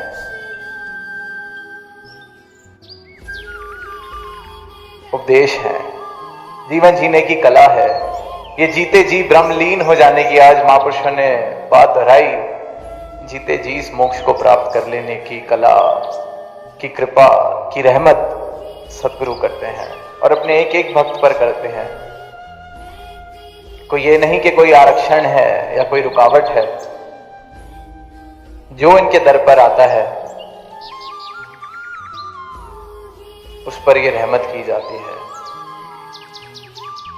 क्योंकि बहुत भ्रम है, बहुत भ्रमों में है इंसान, खासकर इस परमात्मा के विषय पर। उसको लगता है परमात्मा शायद, जैसे दास ने पहले भी कहा, कि दुनियावी दौलतें हासिल करने का एक साधन है। पर अगर यही बात होती तो दास को लगता है अधिकतर ऐसे जब दुनिया में देखते हैं, पढ़ते हैं, अनेकों ऐसी दुनिया बैठी है जो तो कहती है हम परमात्मा में मानते ही नहीं, पर दुनियावी तौर पर शायद बहुत ही ज्यादा धन दौलत लेकर बैठे हैं। तो अगर ये बात होती कि परमात्मा सिर्फ एक साधन है तो कोई परमात्मा का परम भक्त ऐसा होता जिसके पास दुनिया की सबसे ज्यादा दौलत हो। इंसान भ्रम में है, परमात्मा जीवन में क्यों चाहिए, क्या आवश्यकता है, कैसे मिलेगा, कहां मिलेगा, मिल भी सकता है कि नहीं। भ्रम सीमित कर बैठा है परमात्मा को। किसी ने मंदिर में सीमित कर दिया, किसी ने मस्जिद में, किसी ने किसी तीर्थ पर परमात्मा को सीमित कर दिया। फिर वो पंक्तियां हमने सुनी हैं कि मुंह को कहां ढूंढे बंदे, मैं तो तेरे पास हूं। ना तीर्थ में, ना मूरत में, ना एकांत निवास में। एकांत में बैठे हैं, सारे संसार से नाते तोड़कर ऐसी किसी जगह पर जाकर सोचते हैं कि एकांत में चले जाएंगे, सारे नाते तोड़ देंगे, किसी गुफा, किसी जंगल, किसी पहाड़ पर बैठ जाएंगे तो ये परमात्मा खुश होकर मिल जाएगा मुझे, या वहां पर मिलेगा। ना मंदिर में, ना मस्जिद में, ना काबा कैलाश में। मुंह को कहां ढूंढे रे बंदे, मैं तो तेरे पास में। और ये जो बात है, ये जो पंक्तियां हैं कि मैं तो तेरे पास में, सदगुरु अपने ब्रह्म ज्ञान से, अपनी कृपा से इस पंक्ति को मेरे जीवन में सच कर देते हैं। फिर जिस मानव को इनके चरणों की भक्ति मिल जाती है, इनके चरणों का ब्रह्म ज्ञान, इनकी ये जो दात मिल जाती है, उसके जीवन में ये बात सच्चाई बन जाती है कि ये परमात्मा तो मेरे पास में है। शारक से भी करीब अब सिर्फ कहा नहीं जा रहा, महसूस किया जा रहा है, देखा जा रहा है। एहसास में बात बस गई है कि जिधर देखता हूं उधर तू ही तू। ये परमात्मा इस रूप में मेरे जीवन में शामिल हो गया, किसी भ्रम के रूप में, किसी मान्यता के रूप में नहीं। पूरन का पूरन, जैसा ये है वैसे का वैसा, बिना किसी मिलावट। ये परमात्मा जो कल तक वो परमात्मा था वो ये परमात्मा कर देता है सदगुरु। ये सदगुरु की रहमत है। और इसलिए संत कहते हैं कि ये रहमत मिलेगी ना जग में कहीं से, क्योंकि सदगुरु ही ब्रह्म का दाता है, मालिक है इस दात का। और आज ये इतने मेहरबान कि जो इस दर पर आता है, जो झोली फैलाकर एक जिज्ञासा भरे भाव के साथ इस परमात्मा को चाह रहा है, देखना चाह रहा है, मिलना चाह रहा है, खुद की पहचान करना चाह रहा है। सदगुरु अनेक अनेक रूप से ऐसे प्रयोजन करते हैं जहां से ऐसी जिज्ञासा किसी भी मानव की हो वो पूरी हो रही है। आज ये रूप भी जो समागम का बना है, उद्देश्य केवल ये एक एक संत ने जो बात कही वो खुले रूप से सारी मानवता को आवाज दे रहे हैं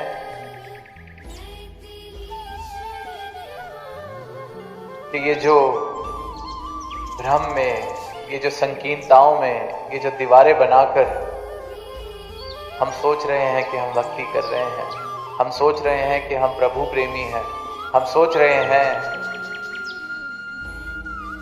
कि हमसे बड़ा कोई भक्त नहीं।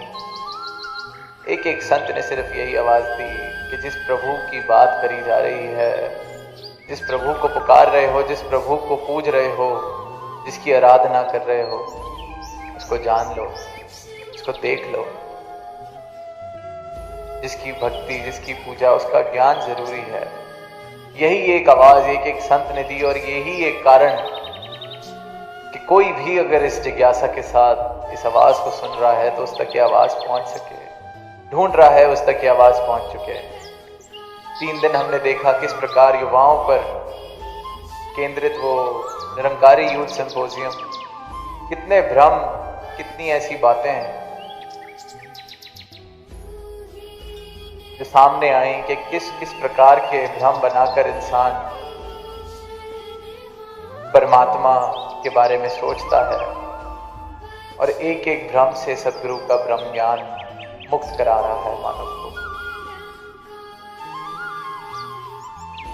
वो जो अवस्था थी कि वस्तु कहीं ढूंढत कहीं, कि ये परमात्मा है कहां और मैं कहां कहां जाकर ढूंढ रहा हूं। इंसान होता कौन है इस परमात्मा को सीमाओं में बांधने वाला? इंसान की अपनी हस्ती कुछ वर्षों की, और वो कोशिश कर रहा है कि इंसान इस परमात्मा को बांध ले किसी मूर्ति में, किसी तस्वीर में, किसी स्थान पर, किसी समय में।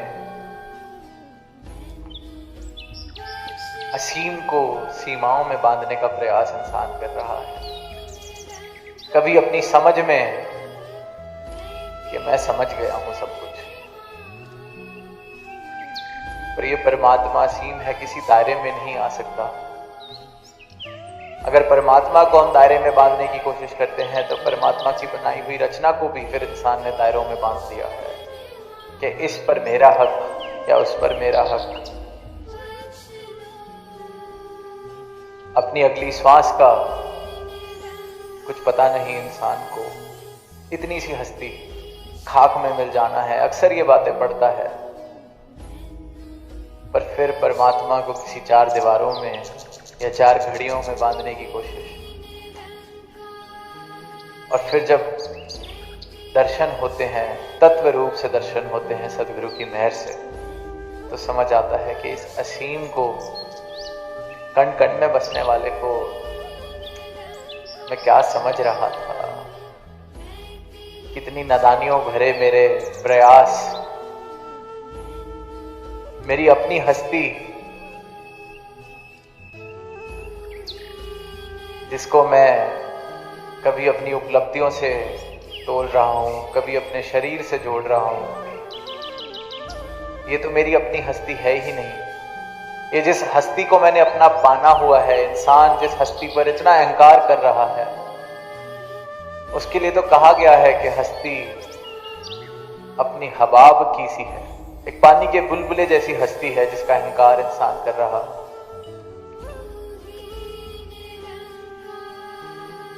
पर मेरा असली रूप, मेरी असली पहचान, जो ये सवाल है कि मैं कौन हूं, और ये सवाल ऐसा है जब जिस किसी इंसान के जीवन में ये सवाल आ जाता है, ये आवाज आ जाता है कि मैं कौन हूं, मैं जानना चाहता हूं। और ये बुद्धि के तत्व पे, तल पे बात नहीं कर रहा था, तर्क वितर्क के तल पर बात नहीं कर रहा। पर जब आत्मा की पुकार, अंदर से इंसान सिर्फ ये आवाज सुन रहा है और इस सवाल का जवाब ढूंढ रहा है कि मैं हूं कौन, तो फिर इस ब्रह्म ज्ञान से सदगुरु इस बात का भी जवाब देते हैं। सुना हमने self realisation through God realisation, कि इस परमात्मा की जानकारी, इस परमात्मा की प्राप्ति के बाद मैं कौन हूं, इस बात का भी मुझे जवाब मिलता है। बूंद में पूरा का पूरा सागर है, और वो जब बूंद सागर में मिल जाती है तो वो सागर हो जाती है, और इसी को ब्रह्म ज्ञान के बाद मुक्ति कहा गया है, मोक्ष कहा गया है। जीते जी इस परमात्मा में इस प्रकार मैं लीन हो सकता हूं, इसके एहसास में इस प्रकार लीन हो सकता हूं कि मोई तोई मोई अंतर कैसे।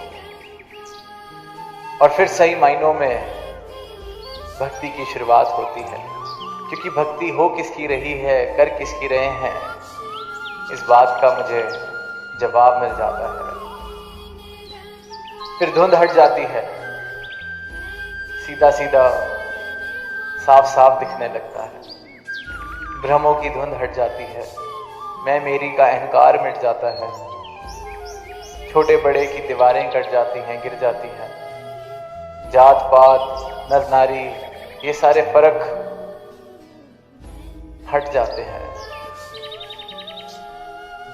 और इस अवस्था को फिर एक ब्रह्म ज्ञानी की अवस्था कहा गया है, और यही अवस्था हर एक मानव प्राप्त कर सकता है।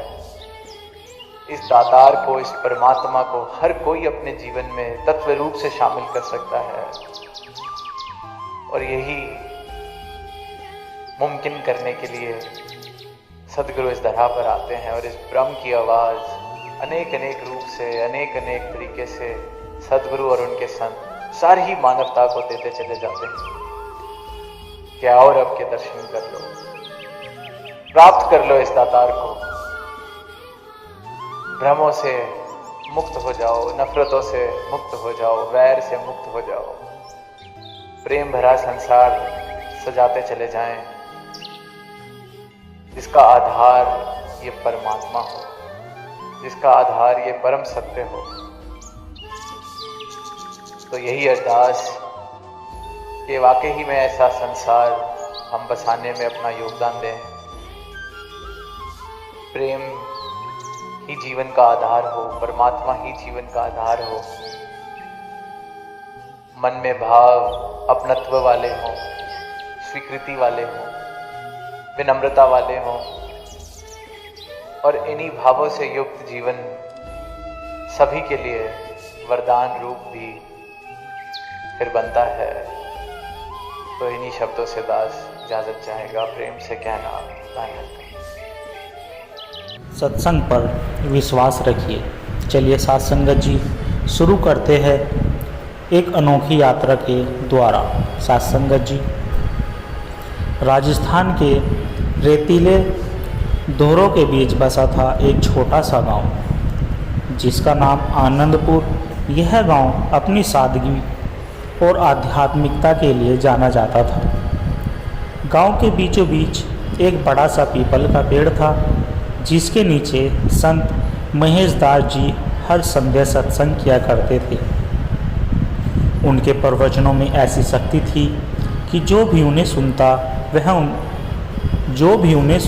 वह अपने जीवन में नया प्रकाश पाता था। कहानी की शुरुआत साथ संगत जी, गांव के एक कोने में रघुनाथ नाम का एक किसान रहता था। उसकी हालत बहुत ख़राब थी, खेतों में सूखा पड़ गया था, घर में कर्जे बढ़ते जा रहे थे और परिवार में कलेश बढ़ने लगे थे। उसके चेहरे पर हर वक्त चिंता की लकीरें बनी रहती थी। रघुनाथ को सत्संग से कोई मतलब नहीं था। उसे लगता था कि ये सब फालतू की बातें हैं, बस लोगों को बहलाने का एक तरीका है। उसके दोस्त कन्हैया ने कई बार उसे सत्संग में जाने के लिए कहा, लेकिन वह हमेशा मना कर देता था। बोलता था, मुझे कोई सत्संग वत्संग नहीं सुनना, मेहनत करूँगा तो अनाज उगेगा, भजन करने से कुछ नहीं होगा। एक दिन गांव में खबर फैली कि महेशदास जी गांव छोड़कर जा रहे हैं, क्योंकि लोग अब सत्संग में कम रुचि लेने लगे थे। यह सुनकर कन्हैया ने आखिरी बार रघुनाथ से सत्संग में चलने की विनती की और कहा, चल एक बार सुन लेते हैं, फिर चाहे तुझे कभी न आना पड़े।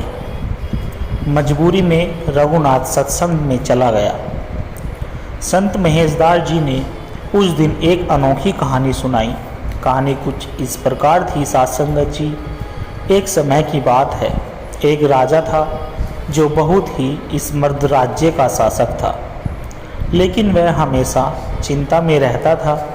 अगर सब कुछ खत्म हो गया तो एक दिन साधु उसके दरबार में आया और राजा ने कहा, राजन, यह एक जादुई मंत्र है, यह भी बीत जाएगा। जब भी संकट आए इसे याद रखना। राजा ने इस मंत्र को अपने दिल में बसा लिया और जीवन में हर कठिनाई को सहन करने लगा। धीरे धीरे उसका जीवन पहले से बेहतर हो गया। यह कहानी सुनते ही रघुनाथ को कुछ महसूस हुआ। उसे लगा जैसे यह उसी के लिए कही गई हो। संत महेशदास जी के प्रवचन सुनने के बाद रघुनाथ ने निश्चय किया कि वह भी जीवन में धैर्य और विश्वास रखेगा, लेकिन परीक्षा तो अभी बाकी थी। रघुनाथ के खेतों में इस बार भी सूखा पड़ा, कर्ज और बढ़ गया और घर की स्थिति और भी खराब हो गई। पहले की तरह वह घबराता, लेकिन इस बार उसने सत्संग में सीखी बातों को याद किया। यह भी बीत जाएगा। उसने मेहनत जारी रखी, पर इस बार मन में एक शांति थी। धीरे धीरे चीज़ें बदलने लगी। बारिश हुई, फसल लहराई और कर्ज धीरे धीरे उतरने लगा। कुछ वर्षों के बाद रघुनाथ सिर्फ एक संपन्न किसान ही नहीं, बल्कि गांव में सबसे ज्ञानी व्यक्ति बन गया था। अब वह खुद लोगों को सत्संग में जाने के लिए प्रेरित करता। उनसे जाने की सत्संग सिर्फ भजन कीर्तन नहीं, बल्कि जीवन को समझने की एक विधि है। सत्संग हमें बदलता नहीं, बल्कि हमें वो बनने में मदद करता है जो हम वास्तव में होते हैं। आज भी आनंदपुर में संत महेशदास जी के प्रवचन की गूंज सुनाई देती है।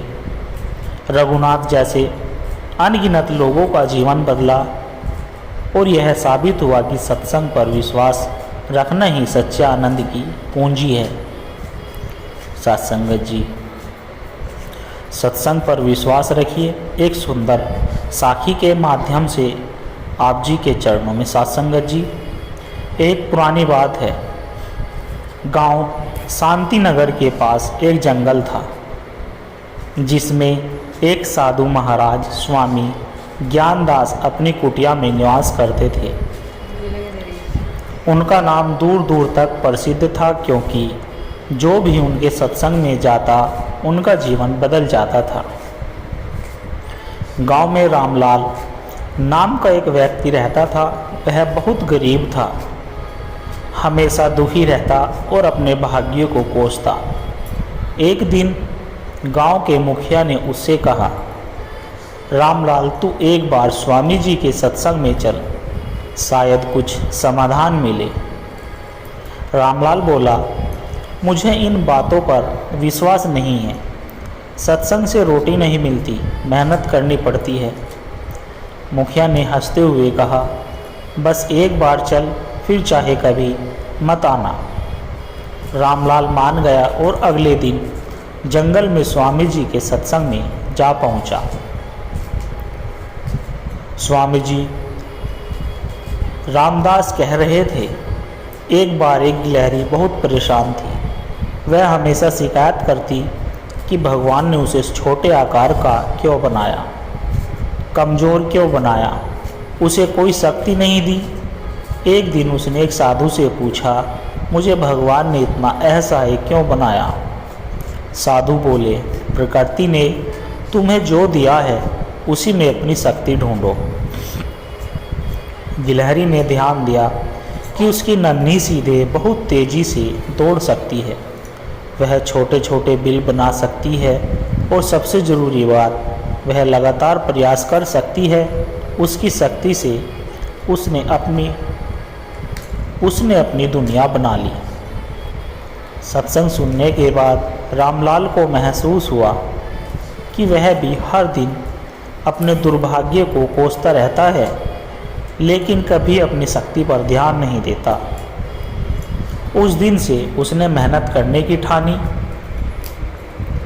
पहले वह खेतों में काम करने लगा, फिर धीरे धीरे पशुपालन शुरू किया। सालों बाद वही रामलाल गांव के सबसे सफल किसानों में गिना जाने लगा।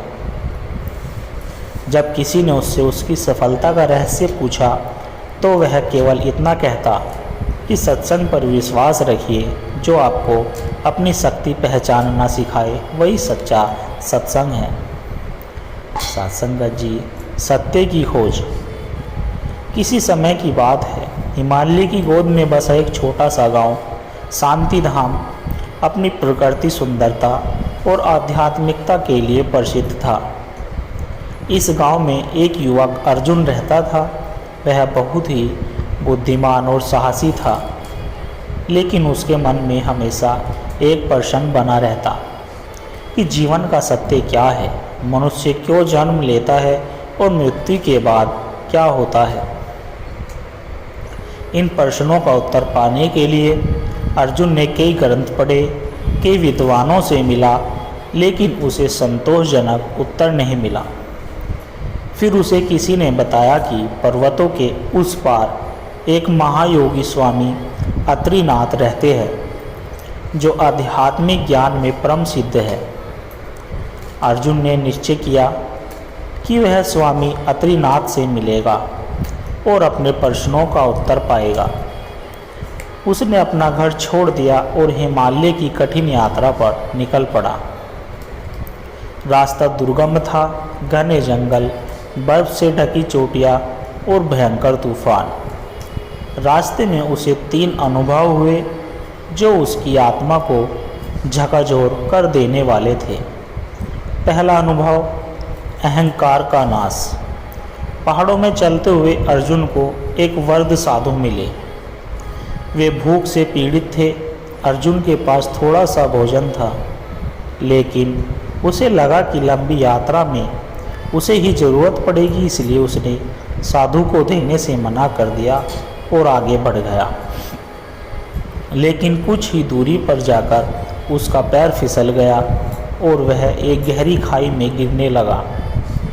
तभी वही वृद्ध साधु वहाँ पहुँचे और उन्होंने अर्जुन को बचा लिया। अर्जुन को बहुत शर्मिंदगी हुई। उसने अपने भोजन का सारा हिस्सा साधु को दे दिया। साधु ने मुस्कुराकर कहा, बेटा, आध्यात्मिक ज्ञान पाने के लिए अहंकार और लोभ का त्याग जरूरी है। जो बांटता है वही सच्चा आनंद पाता है। यह सुनकर अर्जुन को पहला ज्ञान मिला। त्याग ही सच्ची संपत्ति है। दूसरा अनुभव, धैर्य और विश्वास। आगे बढ़ते हुए अर्जुन को एक नदी पार करनी थी, लेकिन कोई पुल नहीं था। वह परेशान हो गया। तभी उसे एक लड़की मिली जो आराम से नदी पार कर रही थी। अर्जुन ने पूछा, तुम्हें डर नहीं लगता कि बह जाएगी? लड़की ने हंसकर कहा, डरने से क्या होगा? अगर मेरा विश्वास सच्चा है तो जल भी मेरा साथ देगा। अर्जुन ने हिम्मत जुटाई, ध्यान किया और धीरे धीरे नदी पार करने लगा।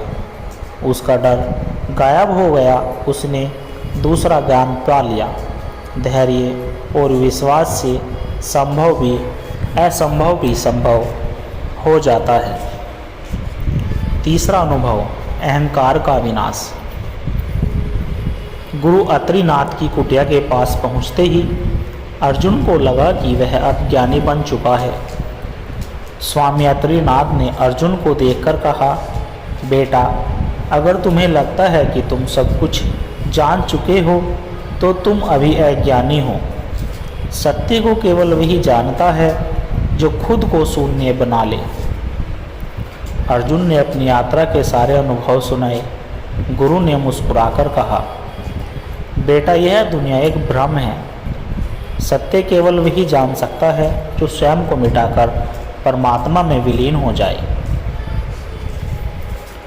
अर्जुन को समझ आ गया कि सत्य को पाने के लिए केवल ग्रंथ पढ़ना या विद्वानों से मिलना ही पर्याप्त नहीं, बल्कि उसे अपने भीतर उतारना होगा। अपने गुरु के चरणों में समर्पण कर दिया।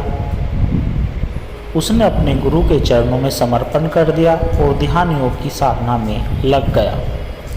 कुछ वर्षों के बाद वह स्वयं एक ज्ञानी संत बनकर लोगों को सत्संग और ध्यान का मार्ग दिखाने लगा। सत्य की खोज बाहरी यात्रा नहीं बल्कि भीतर की यात्रा है। जब हम लोग अहंकार और डर को त्याग देते हैं तब ही हमें सच्चा ज्ञान प्राप्त होता है। सासंगत जी, संघर्ष से सफलता तक एक प्रेरणादायक कहानी।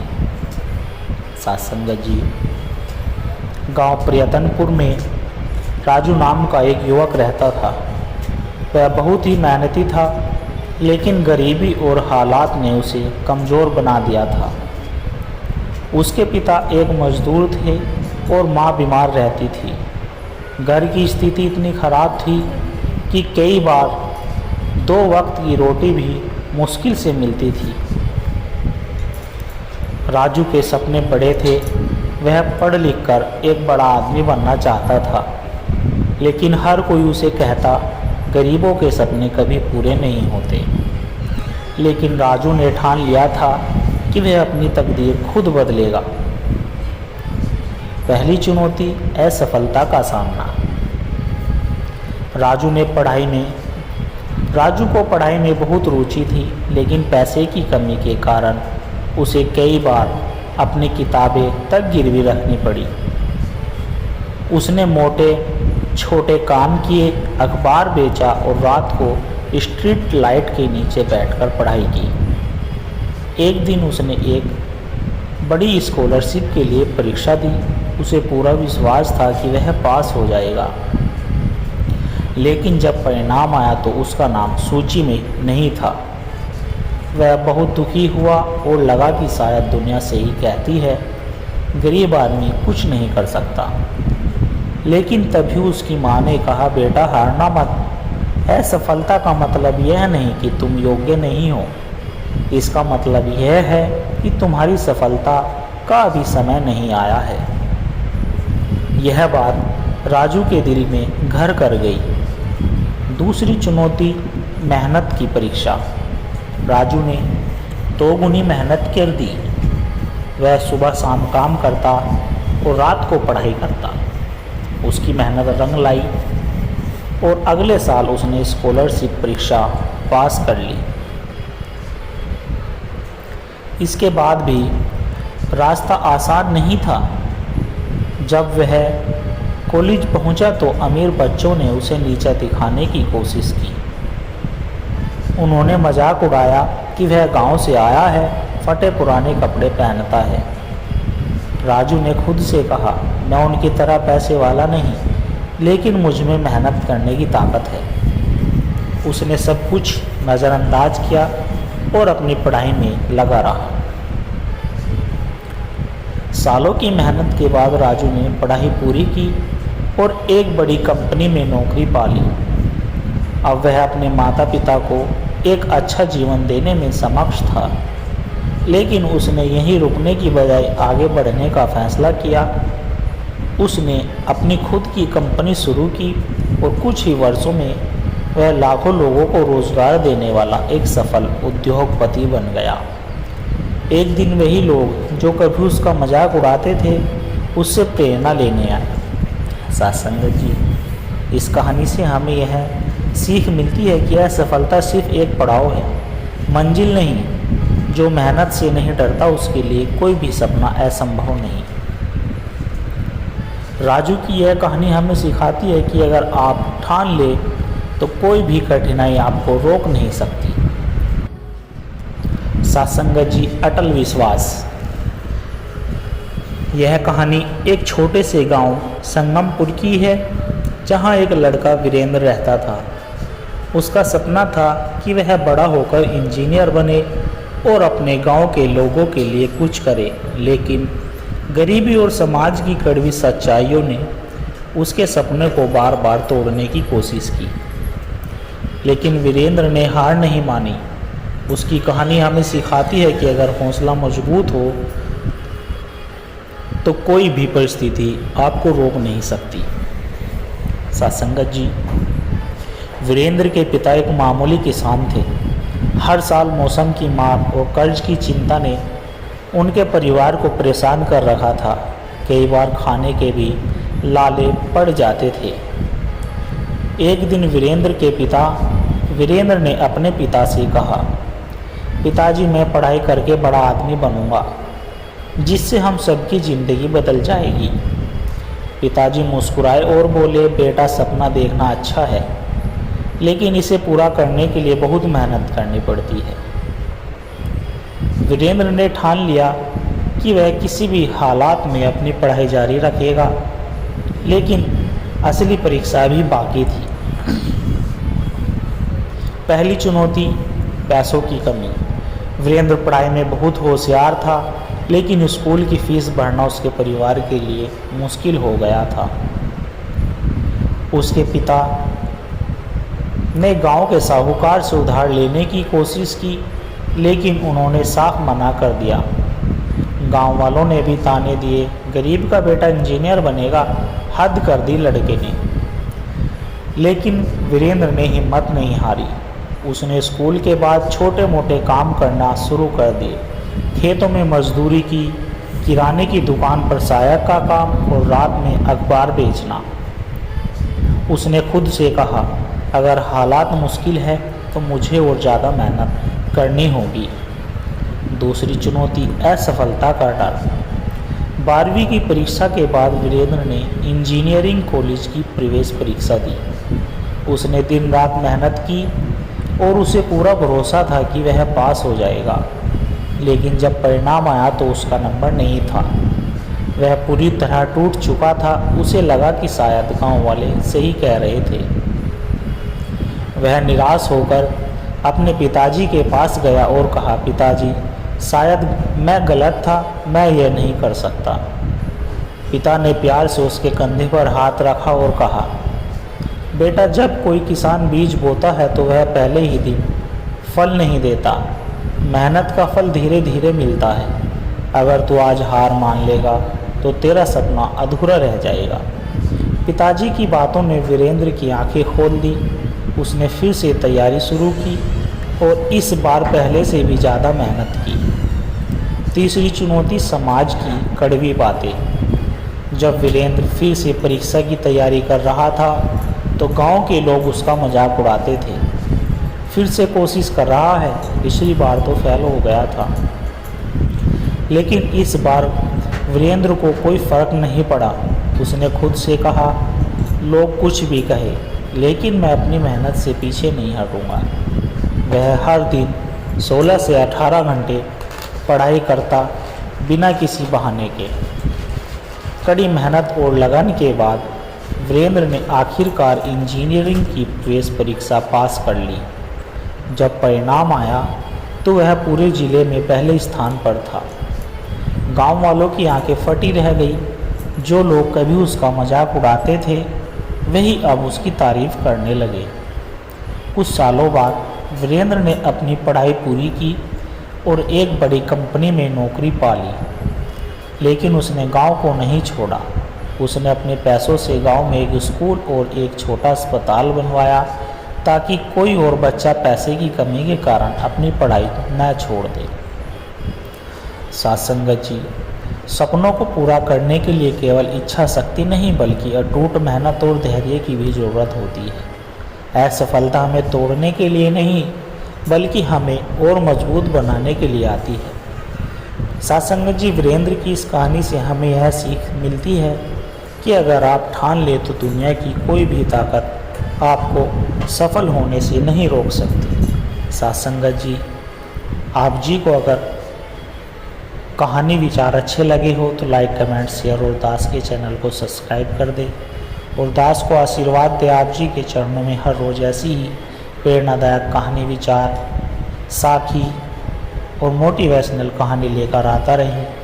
साथ संगत जी प्यार से कहना धन निरंकार जी।